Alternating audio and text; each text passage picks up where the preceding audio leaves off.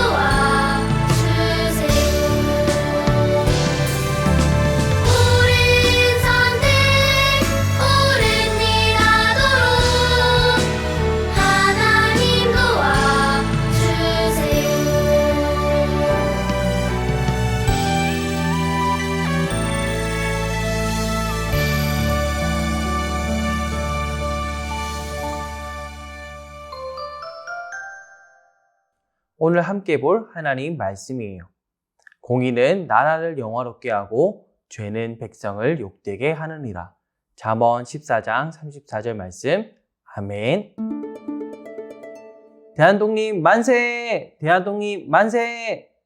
1919년 3월 1일 대한민국의 독립을 외치는 소리가 우렁차게 퍼져나갔어요. 그곳에는 자유와 평화를 외치는 여학생 유관순이 있었어요. 예수님을 믿는 유관순 열사는 하나님을 사랑하고 또 나라를 사랑했어요. 유관순은 우리나라 사람들이 일본의 침략으로 고통받고 있는 모습을 견딜 수 없어 했어요. 그래서 유관순은 우리나라의 독립을 위해 몰래 태극기를 만들고 사람들에게 나누어주며 만세를 부르는 일에 앞장섰어요. 느헤미야도 하나님을 사랑하고 나라를 사랑하는 사람이었어요.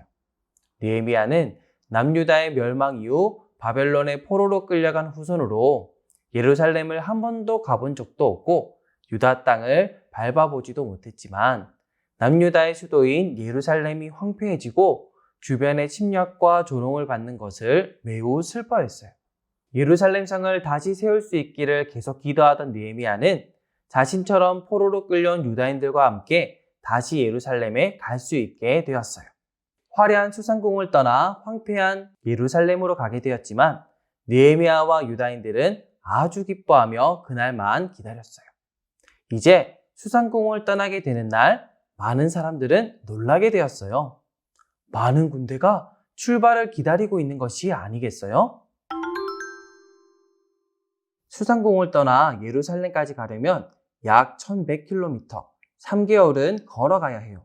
어떤 위험한 일이 일어날지 모르는 아주 먼 길이에요.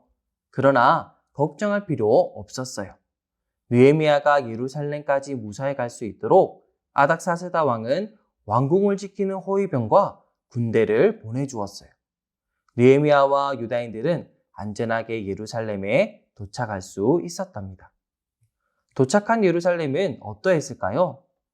느헤미야가 지내던 화려한 수성궁에 비해 예루살렘은 너무 황폐하고 초라해 보였어요. 하지만 느헤미야는 자신이 믿는 하나님의 나라, 자신의 고향 유다 땅 예루살렘에 온 것이 정말 기뻤고 이곳에 오게 하신 하나님께 진심으로 감사드렸어요. 느헤미야는 정말로 하나님을 사랑하고 나라를 사랑하는 사람이었어요. 그렇다면 하나님과 나라를 사랑하는 마음으로 가장 좋은 곳을 떠나 황폐한 곳으로 온 느헤미야를 모두가 반겼을까요? 그렇진 않았어요. 사마리아의 통치자인 산발락과 암몬 사람 도비아는 느헤미야가 온 것을 매우 싫어하며 화를 냈어요. 그 이유는 예루살렘이 다시 힘을 얻어서 사마리아와 암몬보다 더 강하게 되는 것을 두려워했기 때문이에요. 느헤미야는 예루살렘에 도착한 지 3일째 되는 날 무너진 성벽을 둘러보았어요. 어떤 곳은 돌무더기와 쓰레기가 너무 많아서 느헤미야가 탄 말이 지나다니지 못할 정도였어요. 그럴 때면 느헤미야는 말에서 내려 성벽과 성문들을 하나하나 확인했어요. 모든 성벽들은 다 무너져 있었고 성문들은 거의 다 불에 타버린 상태였어요. 바벨론에서 형제 하나니가 말해준 그대로 너무너무 황폐해져 있었어요. 다음 날 아침 느헤미야는 백성의 지도자들을 모아놓고 말했어요. 이 성벽을 보세요. 예루살렘이 이렇게 황폐하고 성문이 불에 타버렸습니다. 이제 예루살렘 성을 튼튼히 건축하여 다시는 이런 부끄러움을 당하지 맙시다. 그때 모든 사람들이 느헤미야의 이야기를 듣고 어떻게 대답했을까요? 놀랍게도 모든 사람들이 아무 말도 하지 않았어요. 지금 살기도 힘든데 이 황폐한 예루살렘 성을 다시 쌓을 수 있을지 자신이 없었던 거예요. 그러자 느헤미야는 하나님의 선한 손이 자신을 어떻게 도우셨는지 이야기하기 시작했어요. 자신이 기도했던 이야기, 그랬더니 아닥사스다 왕이 예루살렘 성을 건축하도록 허락한 이야기, 건축 자재들을 준 이야기, 왕궁을 지키는 호위병과 군대를 보내준 이야기. 하나님이 느헤미야를 도우신 이야기를 모두 들은 지도자들은 모두 함께 한 목소리로 외쳤어요. 일어나! 건축합시다! 아무도 이 일을 비웃거나 반대하지 않았어요. 모두 하나님의 선한 손이 함께하는 이스라엘을 자랑스럽게 여기고 한 마음으로 건축하기로 결심하였어요. 그뿐이 아니었어요. 지도자들이 모두 함께 일어나 건축하자! 라고 외치는 소리를 들은 다른 유다 사람들도 모두 마음이 뜨거워졌어요. 예루살렘이 예전처럼 멋지고 훌륭한 하나님의 도시가 되게 하기 위하여 다들 자신이 무슨 일을 해야 하는지 찾고 신나게 준비하기 시작했어요. 그런데 이 소식을 들은 사마리아의 산발락과 암몬의 도비아와 아라비아 사람 게셈은 비웃고 조롱하며 이렇게 말했어요. 너희들이 지금 뭐 하는지 아니? 너네 바벨론 포로였잖아. 페르시아의 왕의 밑에서 있다가 왔잖아. 근데 왜 성을 지어? 너희 지금 페르시아 왕을 배반하려고 하는 거야? 이 말은 유다인들이 예루살렘 성과 성벽을 다시 짓지 못하게 만들려고 협박하고 조롱하는 것이었어요. 이 말을 들은 느헤미야는 뭐라고 대답했을까요? 하늘에 계신 하나님께서 우리를 형통케 하시리니 도와주시리니 하나님의 백성인 우리가 일어나 건축할 것이다. 너희들은 예루살렘과 하나님과 어떤 관계도 없고 예루살렘에서 어떤 권리나 특혜도 받지 못할 것이다. 느헤미야는 지금 주변에서 방해하든 놀리든 협박하든 걱정하지 않고 예루살렘 성을 건축하기로 했어요. 왜 그럴 수 있나요? 본문 말씀 함께 읽어볼까요? 시작! 공의는 나라를 영화롭게 하고 죄는 백성을 욕되게 하느니라. 잠언 14장 34절 말씀. 아멘. 공의는 하나님 나라의 법을 뜻해요. 예전에 예루살렘 성이 무너지고 남유다가 바벨론에 망했을 때는요, 남유다의 죄가 많았을 때예요. 하나님 나라 법대로 하나님 말씀대로 살지 않았고요. 하나님을 의지하지 않고 이집트를 더 의지하였어요. 하지만 바벨론이 쳐들어올 때 이집트는 전혀 도와주지 않았고 남유다는 결국 망해버리고 말아요. 하나님을 의지하지 않았던 예루살렘은 황폐해졌지만 이제 다시 하나님의 선한 손을 의지하고 하나님을 의지하게 된 예루살렘은 달라요.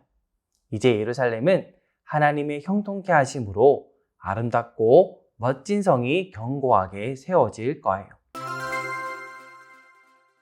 우리 알러키즈 친구들, 우리는 어떻게 살아가야 할까요?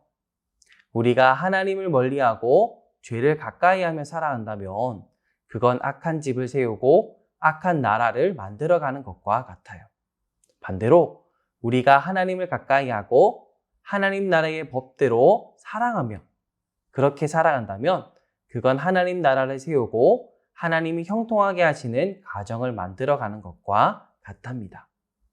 느헤미야가 산발랏, 도비야, 게셈 앞에서 외쳤던 것처럼 하늘에 계신 하나님께서 우리를 형통하게 하심을 믿고 하나님이 우리를 보호하심을 믿고 하나님 나라의 법대로 공의롭게 사랑하며 살아가는 우리 알러키즈 친구들이 되길 예수님의 이름으로 축복합니다.